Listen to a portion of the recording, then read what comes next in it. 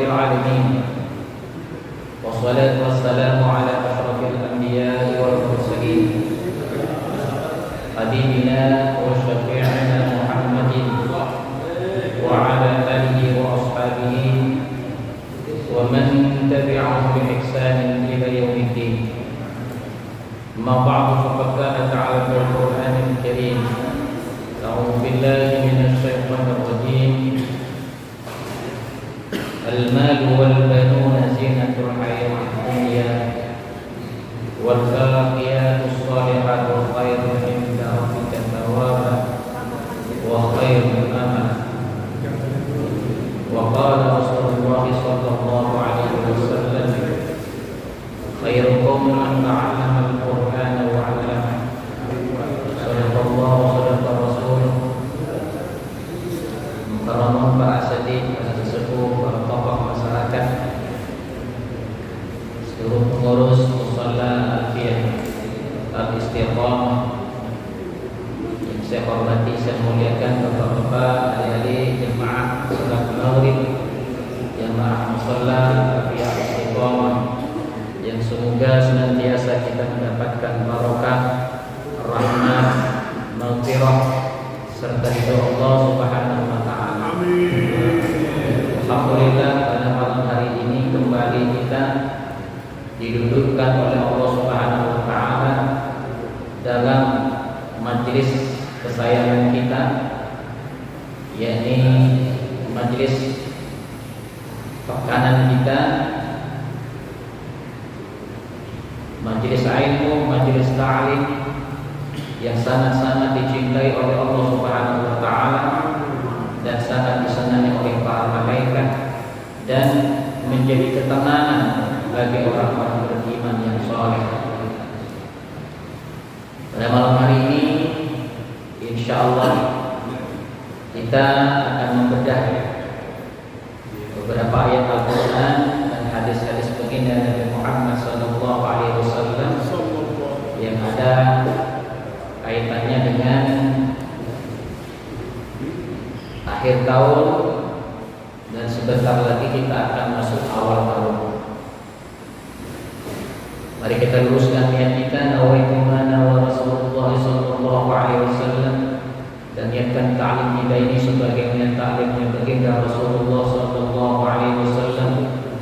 Nawaitu ma nawa salafus salih, dan niatkan ta'lim kita sebagai niat ta'limnya para ulama-ulama saleh terdahulu. Qul innal fadla biyadillahi yu'tihi man yasha' wallahu wasi'un 'alim yakhtassu bi rahmatihi man yasha' wallahu dzul fadlil 'adzim.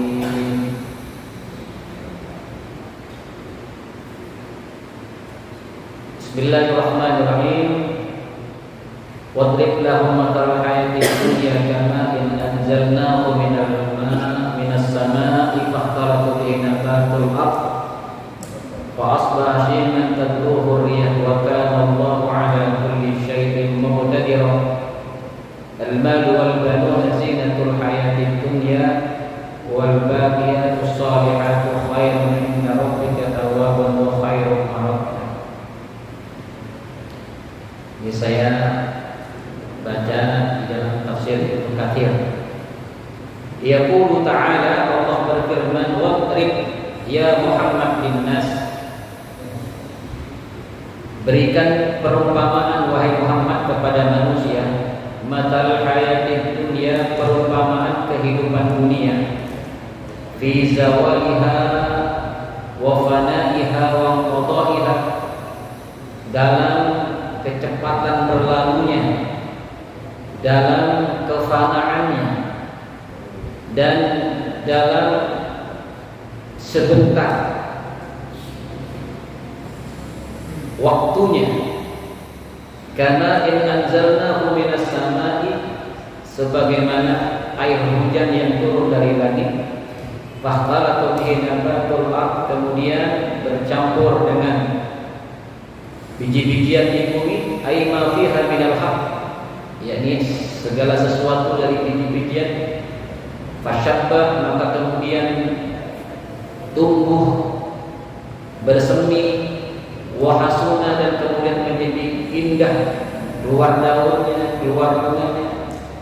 Wa 'alahu zahr, keluar bunganya.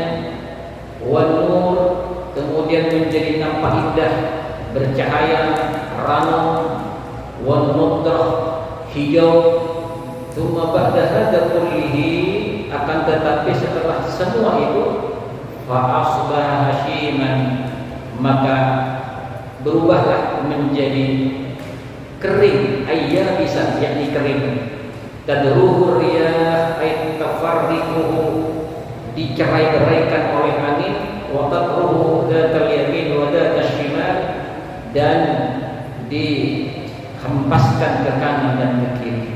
Wa kana Allahu ala kulli syai'in muqtadiran, dan adalah Allah menguasai dan berkuasa atas segala sesuatu. Ay qadirun ala hadhihi al-hal wa hadhihi al-hal, yakni Allah berkuasa untuk melakukan hal ini dan hal itu.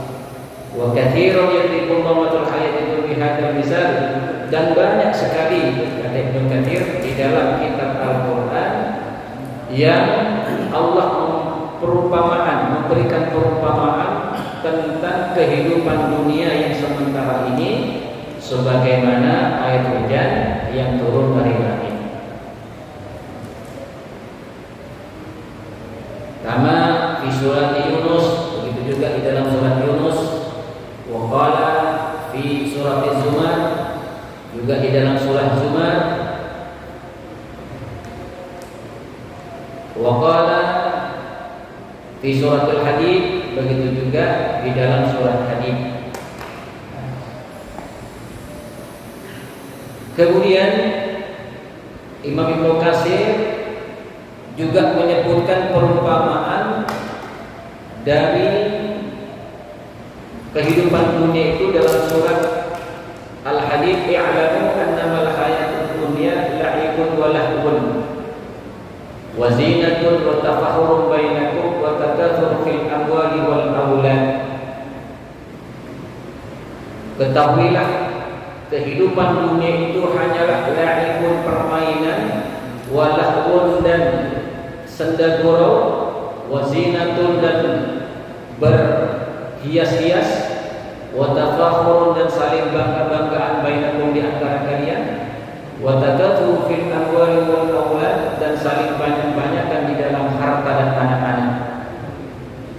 Kama taliwaitin, sebagaimana hujan, a'jabal kuffar nabatuhu, yang membuat kagum para petani tumbuh-tumbuhannya.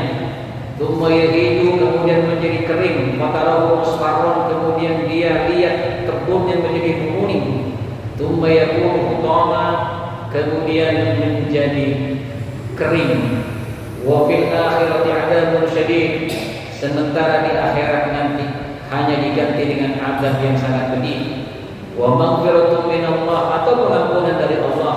Wa ridwanun, atau keridhaan Allah. Wa mal hayatud dunya illa mata'ul ghurur, ketahuilah bahwa kehidupan dunia ini hanyalah kesenangan yang menipu, kesenangan yang penuh tipu daya. Kemudian pada surat Al-Kahfi tadi, al-malu wal banuna zinatul hayatid dunya, bahwasanya harta dan anak-anak itulah perhiasan kehidupan dunia. Wal baqiyatus shalihat, adapun amal-amal yang kekal, khairun inda rabbika, lebih baik di sisi Tuhanmu. Thawaban, pahalanya, wa khairul amala, dan lebih baik untuk dijadikan cita-cita, dijadikan harapan. Bapak Ibu sekalian rahimahumullah,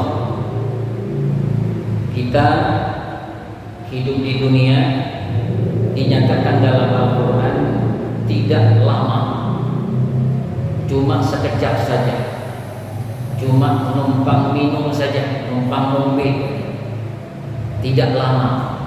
Sehingga tadi diumpamakan seperti air hujan yang menumbuhkan tumbuh-tumbuhan, kemudian tumbuh-tumbuhan itu menjadi bersemi, berdaun, berbunga, berbuah. Tapi tak lama kemudian berubah menjadi layu, menguning, bahkan kemudian hancur menjadi debu, diterbangkan oleh angin. Begitu singkatnya. Dulu kita masih muda, masih anak-anak, la'ibun walahun, senang bermain-main dan bersenda gurau. Innamal hayatud dunya la'ibun walahun, wazinatun, dan berhias, ya, menghias-hias diri, ya, berdandan, ya, wazinatun. Jadi kalau lahun walahun ini pekerjaannya anak-anak. Wazinatun ini wahiyadakun niswan, pekerjaannya para wanita. Wazinatun wa tafakhurun bainakum, kemudian saling bangga-bangga di antara kalian. Wa takatsur fil amwali wal aulad, dan saling banyak-banyakan dalam persoalan harta dan anak-anak.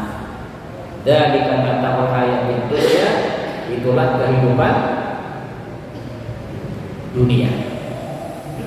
Wal baqiyatus sholihat, adapun amal-amal soleh yang kekal itu lebih baik nanti di surga Allah Subhanahu wa taala, dan lebih baik untuk kita jadikan tabungan, dijadikan cita-cita, dijadikan harapan.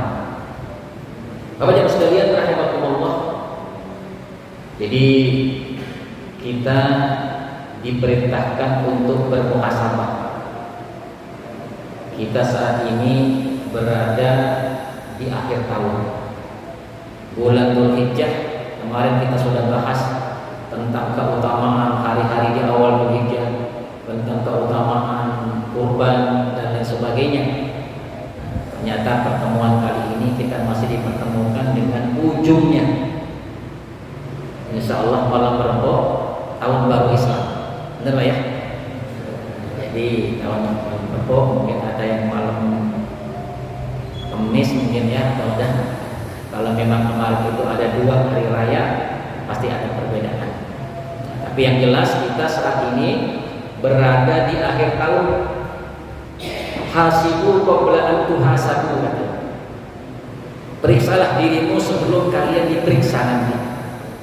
Evaluasilah dirimu sebelum kamu nanti dievaluasi oleh Allah Subhanahu wa taala. Ternyata apa yang dikatakan oleh Allah dalam Al-Qur'an tadi sudah kita rasakan. Dulu masih anak-anak, remaja, kita masih sehat. Benar enggak? Masih segar. Sekarang sudah di atas 50, ya Pak, di atas 40 masih bagus tuh. Begitu sudah 50, subhanallah. Saya itu 53, Pak. Ini saya seusia Anies Baswedan, ya, 69 kelahiran saya. Jadi sudah mulai banyak yang berubah, ya Pak ya.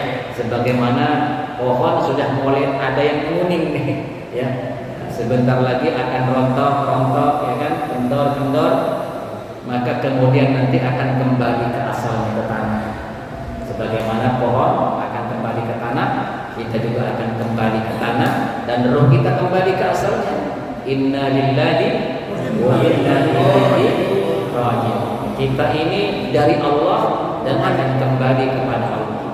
Badan kita dari tanah akan kembali ke tanah. Ya. Nah, oleh karenanya ketika kita kembali kepada Allah nanti, kira-kira kita kembali kepada Allah ditempatkan di mana? Di sana ada tempat, di surga atau di neraka. Tergantung kepada amalan kita dalam kehidupan di dunia ini. Ya, apa saja yang kita kerjakan dalam kehidupan dunia ini. Makanya Allah memberitahukan kepada kita, ya ayyuhalladzina amanu taqullaha wal tanzur nafsum ma qaddamat lighad. Wahai orang-orang yang beriman, bertakwalah kepada Allah dan lihatlah masa lalu yang pernah kita lalui. Umur sejak bali, umur 20 tahun, umur 25 tahun, umur 30 tahun. Kita mungkin sekarang ada yang 40 tahun, ada yang 50 tahun. Pandanglah, perhatikan, periksa masa lalu kita. Pernahkah dulu kita berada di zaman jahiliyah? Ya, ya. Kalau sekarang mungkin sudah rajin ngaji, berarti kan hijrah. Tapi apakah itu semua sudah dihapus oleh Allah dosa-dosa kita? Apakah kira-kira kejahilan kita di masa muda kita itu sudah benar-benar dihapus oleh Allah dengan istighfar kita selama ini, dengan taubat kita selama ini? Kita kan tidak tahu. Wal tandur nafsum ma qaddamat liwat. Supaya apa? Supaya kita bisa belajar, bisa kita mempelajari untuk kita benahi di masa yang akan datang. Liwadin, untuk masa depan kita. Mari kita lihat ya. Kalau umur kita misalnya dikasih jatah 60 tahun oleh Allah, di bawah sedikit umur Nabi. 30 tahun itu, 60 tahun itu kalau dibagi 3, berapa tahun tuh? 20 tahun. Sehari 24 jam. Kalau dibagi 3, 24 dikali 3, dibagi 3, 8. Ya, kita bekerja setiap hari berapa jam? 8 jam. Ya, kalau umur kita 60 tahun jatahnya dari Allah, berarti kita digunakan untuk bekerja pergi pagi pulang sore itu 20 tahun namanya. Pernah ngitung nggak?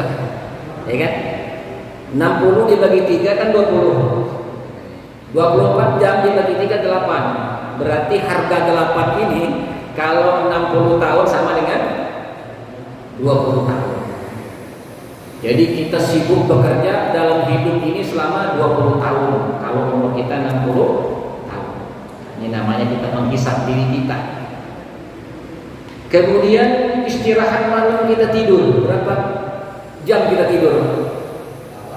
Nah, maksimal 8 jam. Kata ulama, kata dokter itu tidur yang segar, tidur yang mencukupi kebutuhan kita itu 8 jam. Kalau kurang dari situ itu biasanya ada yang terganggu. Ya, kecuali orang-orang tertentu, ya kan? Orang-orang tertentu ada yang mulailah sekarang. Ya. Itu artinya kalau umur kita 60 tahun, kita tidur dalam kehidupan dunia ini berapa tahun? Tidurnya berapa tahun? 20 tahun kita tidur. Pernah hitung enggak Pak kita? Belum pernah. 20 sibuk bekerja plus 20 tidur, berapa ya Pak? 40 tahun kita sudah tidur dan bekerja. Ini belum dihitung ngaji, belum dihitung sholat ini. Ya kan? Sudah menghabiskan waktu 40 tahun. Dikurangi masa anak-anak kita, tadi kan la'ibun wa lahwun itu kerjaannya. Main sana, main sini, iya kan? Belum mukallaf, belum balik, belum dihitung amalan kita oleh Allah. Masih kosong, masih nol. Berapa tahun? 15 tahun. Berarti tadi dikurangi 40 tahun jadi 20 tahun. 20 tahun dikurangi 15 tahun tinggal berapa tahun? Tinggal 5 tahun. Ini belum ngomong nonton YouTube-nya, nonton TV-nya, makan minumnya, ya kan, bercandanya. Belum ngomong itu Pak. Ini tinggal 5 tahun. Yang sia-sia itu. Iya kan? Sekarang kita lihat ibadah kita sudah. Berapa tahun sih kita ibadah dalam hidup di dunia ini? Sholat misalnya, sholat 5 waktu. Kalau sholat kita 12 menit per sholat, dikali 5 itu 60 menit, 1 jam. Betul tidak? 1 jam itu kalau kita 60 tahun sama dengan 2 jam setengah. Apa? 2 tahun? 2 tahun setengah. Untuk sholatnya 2 tahun setengah.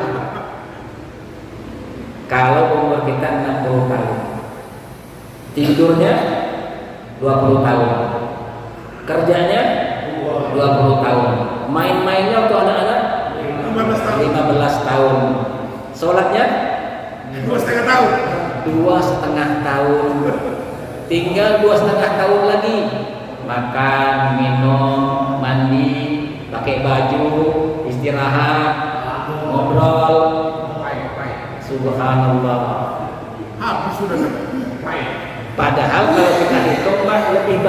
ngitungnya gitu loh Pak. Bener tidak Pak? Ya, pulang kerja, pegang HP, tahu-tahu 2 jam habis. Nggak berasa. Sebelum tidur pegang HP lagi. Ya Allah.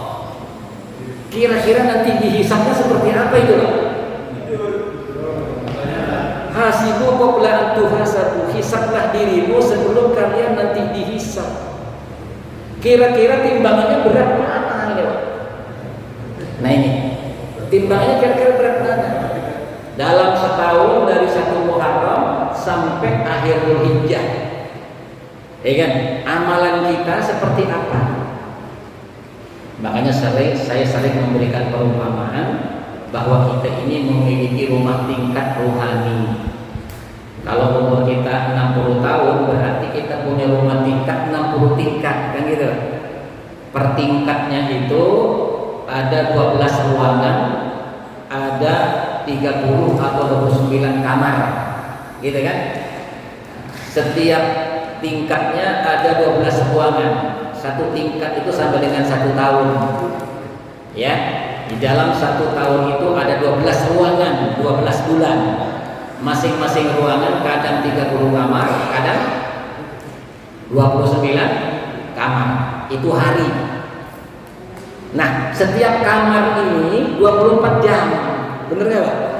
Ya, setiap kamar ini 24 jam. Yang kita pergunakan tidur di situ kita 8 jam, bekerja 8 jam, sholatnya cuma 1 jam. Ya, sholatnya cuma satu jam. Ya, belum dihitung makan minumnya, dihitung kamar mandinya, dihitung main-mainnya dan sebagainya. Itu cuma berapa jam. Ya, kadang kalau memang lebih banyak, itulah yang kemudian ada yang bilang tidurnya 5 jam, gitu kan? Ada yang bilang dari tidurnya 5 jam, berarti 3 jam jangan-jangan buat HP. Ya 3 jam mungkin yang lain-lain, ya kan? Jadi itu kadang waktu tidurnya atau mungkin waktu kerjanya dikurangi dengan yang lain tadi. Adapun waktu sholatnya ya mungkin seperti itulah lamanya, ya Pak ya? Ya sekitar 12 menit. Kita hitung kalau 1 hari 10 malam itu 1 jam. Bapak Ibu sekalian rahimakumullah, maka bagaimana Islam memberikan cara kepada kita? Ya. Kalau kita tidak mencari ilmu, tidak tahu ilmu di dalam hidup ini, maka hidup kita ini akan berat rasanya nanti dihisab. Maka Allah memerintahkan kepada kita, kemudian Allah memberitahukan kepada kita untuk mengikuti Rasul. Qul in kuntum tuhibbunallah fattabi'uni yuhibbukumullah. Katakan Muhammad, kalau mereka mengaku mencintai Allah, ikuti aku, bilang begitu. Ikuti Muhammad, yuhibbukumullah, maka engkau akan dicintai oleh Allah. Maka caranya Pak, kita bertanya setiap 24 jam ini. Ketika kita mau tidur bertanya, apa perintah Allah kepada saya ketika saya mau tidur ini, dan bagaimana Rasulullah mengerjakannya. Gitu Pak.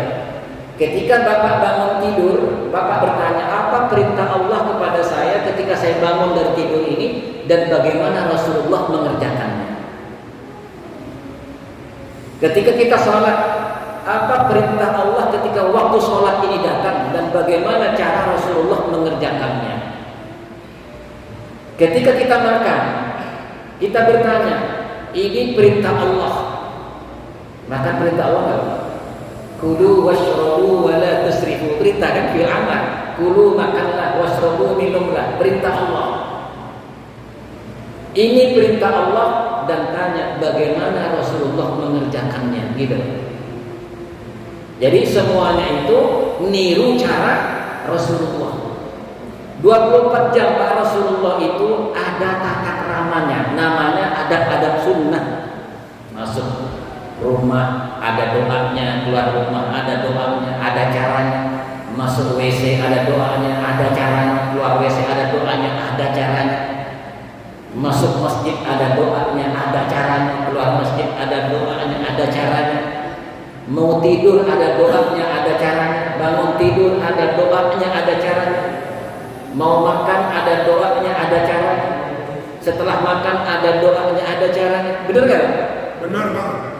Kira-kira itu sudah kita amalkan atau belum? Gitu. Jangan-jangan kita dulu belajar waktu kecil, ya kan? Di langgar, di musola. Jangan-jangan dulu nggak diajarin seperti itu, benar nggak Pak? Kalau anak-anak sekarang TK, TPA, apa itu Pak? Cuma begitu SMP sudah lupa semua. Apalagi SMA udah banyak acara macam-macam, lupa sudah. Sama HP. Jadi kita itu selalu menanam tapi nggak pernah panen, Pak. Kita kasih ke ustaz, kasih ke masjid, itu kita nanam, itu kita biayai, kita capek-capek nyuruh, begitu usia SMP, SMA hilang. Benar tidak? Begitu udah dewasa hilang. Dari kecil belajar Quran, giliran sudah sibuk baca Qurannya berapa juz sehari, Pak? Satu ayat aja tuh. Berapa lembar sehari Bapak baca Quran? Padahal ngajinya dari kecil, kita sudah sampai pintar, giliran sudah gede jarang dibaca Quran. Banyakan baca YouTube-nya. Betul tidak? Bapak-Ibu sekalian rahimakumullah, caranya Allah Subhanahu wa taala merintahkan kepada kita ngikutin cara Rasulullah. Nih tidur nih. Tidur, Rasulullah itu kalau mau tidur sama seperti mau sholat, wudhu dulu. Bapak kalau mau tidur wudhu dulu nggak?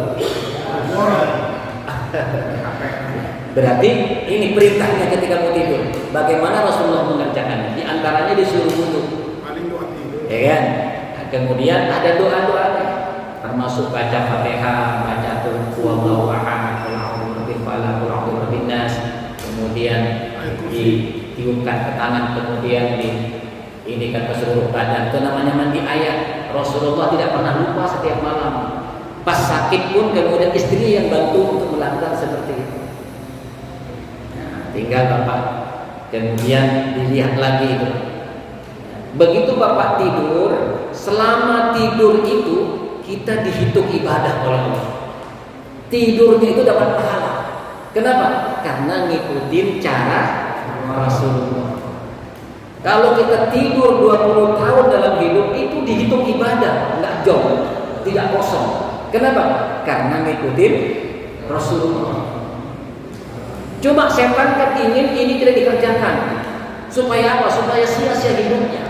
Supaya targetnya tercapai untuk membawa kita ke neraka bareng-bareng. Kenapa? Ketika ditimbang, timbangannya lebih berat amal buruknya daripada amal baiknya.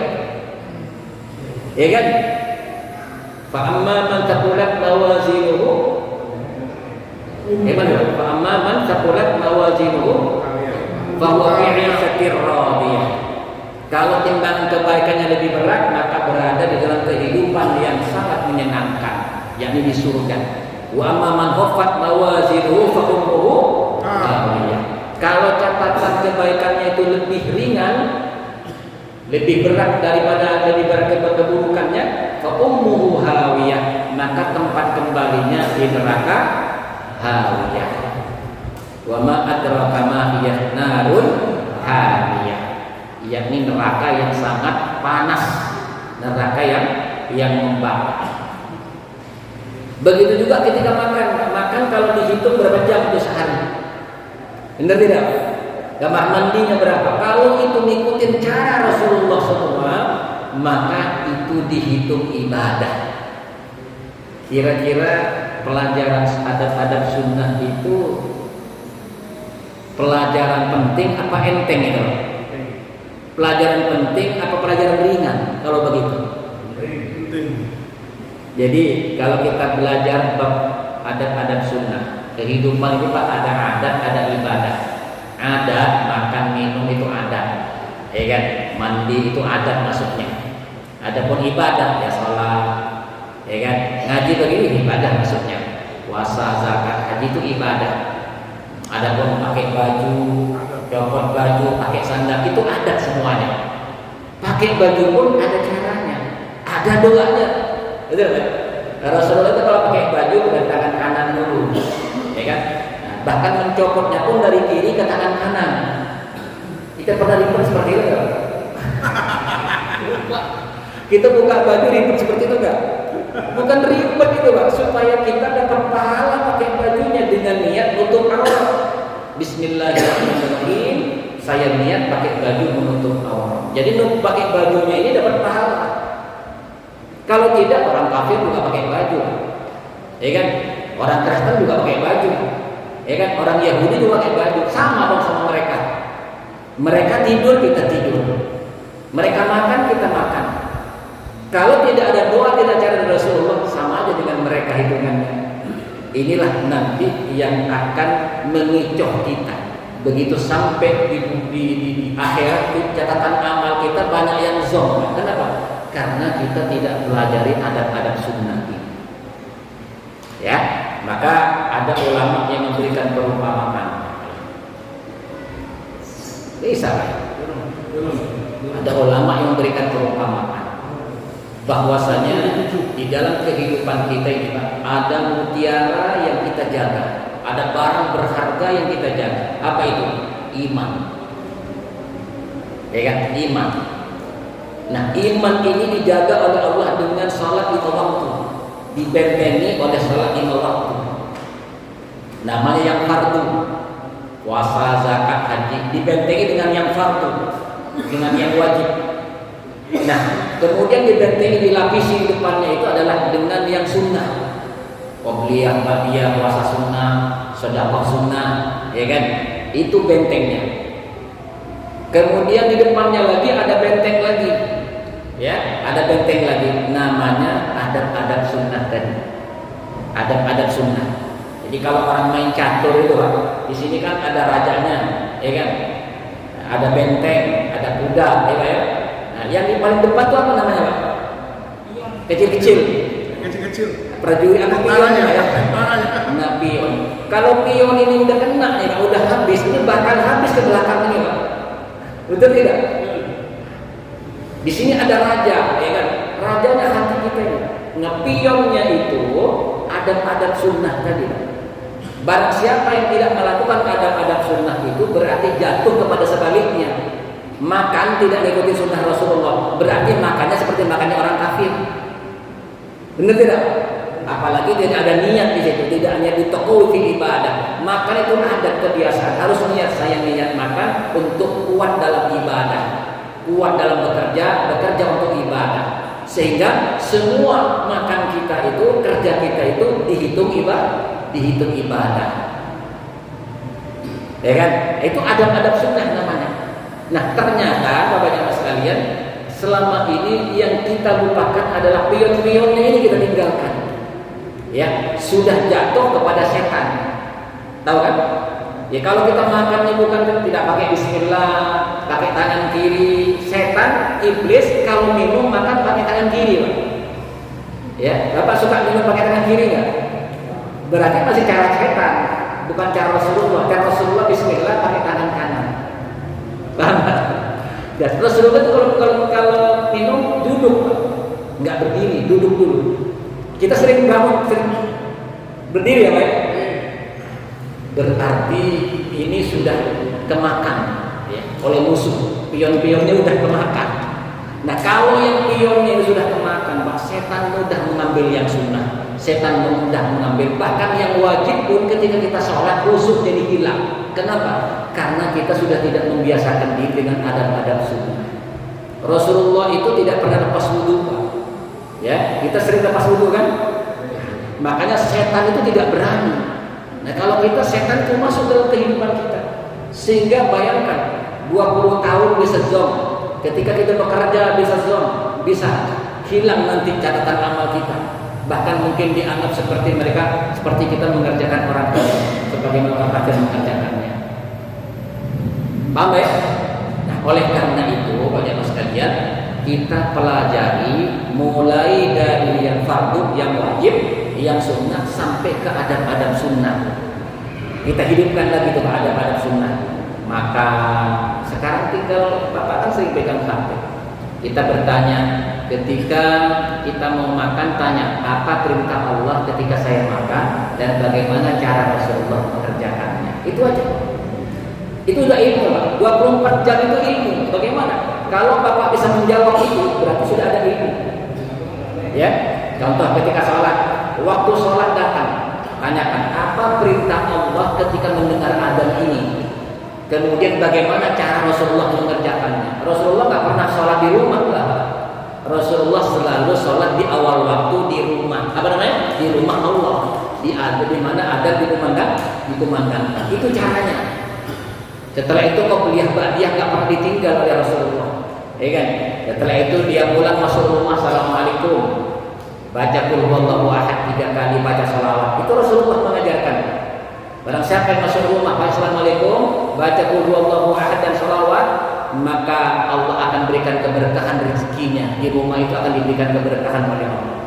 Bapak kalau masuk rumah assalamualaikum pakai qul huwallahu ahad. Oleh karenanya tinggal tanya saja, apa perintah Allah ketika saya masuk rumah, bagaimana Rasulullah mengerjakannya. Di mana tanyanya?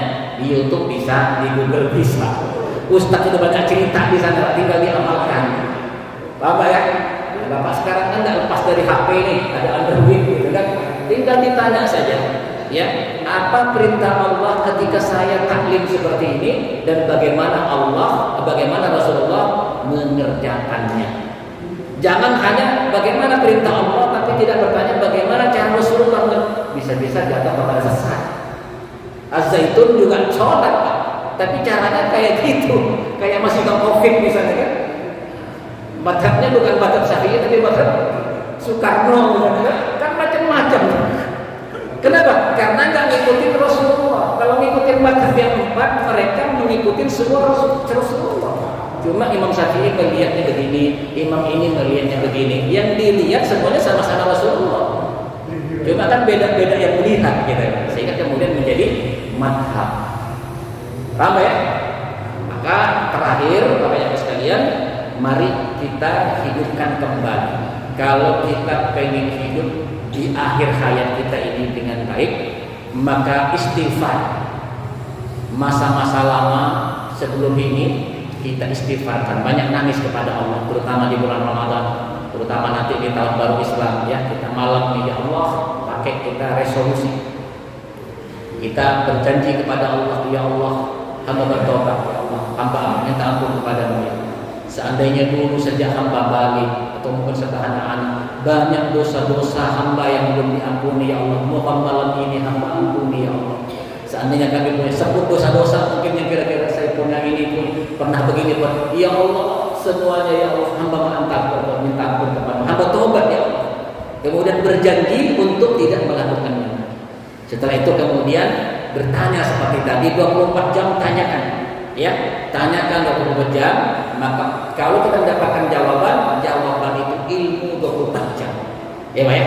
Nah, tanyakan, bisa di Google, bisa di YouTube. Bagaimana cara makan kita, bagaimana cara kita mengendarai berkendaraan, dan bagaimana kita mengerjakan ibadah-ibadah yang wajib maupun yang sunnah. Sehingga Bapak sekalian, umur kita 60 tahun itu utuh semuanya menjadi ibadah kepada Allah Subhanahu wa taala. Tidur kita 20 tahun menjadi ibadah, bekerja kita 20 tahun menjadi ibadah, bahkan hal-hal yang lain pun kalau kita ilmui seperti itu, semuanya akan menjadi ibadah, dan inilah yang akan menjadi kekayaan kita nanti di surga Allah Subhanahu wa taala.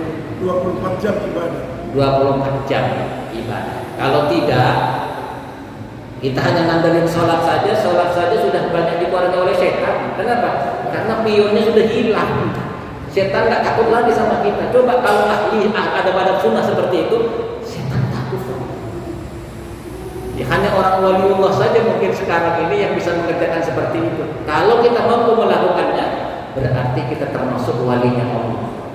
Ya, termasuk walinya Allah.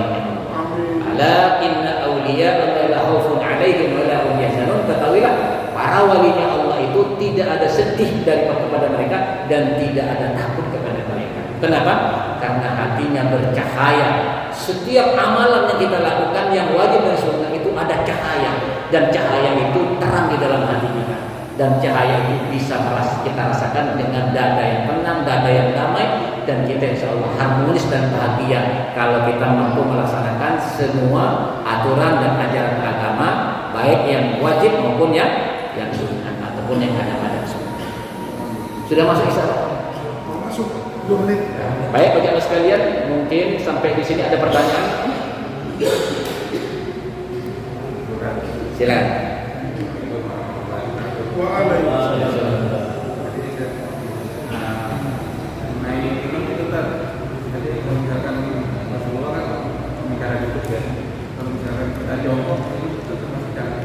Jongkok masuk duduk, Pak. Duduk. Iya, jongkok masuk duduk. Yang penting tidak berdiri. Iya, jongkok itu dihitung duduk. Makanya kalau kita di jalan, ya jongkok aja. Jalan jongkok aja. Nah, makanya kalau di rumah dekat galon itu siapin kursi Pak, sampingnya. Kalau enggak kita lupa. Taruhlah kursi yang biasa, kita duduk di situ minum. Nah, jadi niat setiap itu harus ada niat tuh ya. Niat untuk taqwi fil iman. Innamal a'malu binniyat. Setiap amal itu tergantung niat. Kalau tidak berniat ya kosong. Nah, jadi ini ilmu ini Pak. Makanya nanti di akhirat itu ada orang yang bingung begitu dibaca catatan amal. Loh, kok ini ada pernah haji, pernah bikin pesantren, pernah nyantun yatim piatu, padahal nggak pernah kan? Cuma niat saja, ya kan? Karena dulunya nggak puasa, ya Allah seandainya saya menjadi seperti orang kaya itu, saya akan melakukan seperti dia. Maka pahala kita persis seperti pahala orang kaya itu. Contohnya, Bapak seperti kita melihat orang kaya dermawan, nyumbang pesantren, nyumbang ini. Katakan di hati, ya Allah seandainya saya punya harta seperti dia, maka saya akan melakukan seperti dia. Maka niat itu Pak, di catatan amal kita sudah sama seperti itu. Begitu nanti di surga, apa di akhirat buka catatan amal, Bapak nyantuni yatim piatu, nyantuni pesantren, ada. Kenapa? Hanya dengan niat. Hanya dengan niat. Ada hadisnya itu tentang hal ini. Ya Pak ya? Kalau niat tadi udah dicatat amal baik. Betul Pak. Ini ilmu. Itu pentingnya ilmu. Ya kan? Setan tidak ingin kita punya ilmu seperti itu. Kenapa? Karena ingin merusak kehidupan kita yang 24 jam ini. Itu. Ada lagi apa pertanyaan? Udah ada nggak ya? Baik Pak ya. Oleh karenanya, jadi mulai dari sekarang, besok ini kan tahun baru nih, ya kita hisab diri kita, ya kemudian kita lakukan sebagaimana Rasulullah mengerjakan 24 jam. Insya Allah hidup kita jaya di dunia, jaya di akhirat. Amin. Demikian mudah-mudahan ada manfaatnya. Kita tutup dengan ikhram majelis. Subhanallahumma wa bihamdika asyhadu an la ilaha illa anta astaghfiruka wa atubu ilaik. Billahi taufiq wal hidayah. Assalamualaikum warahmatullahi wabarakatuh.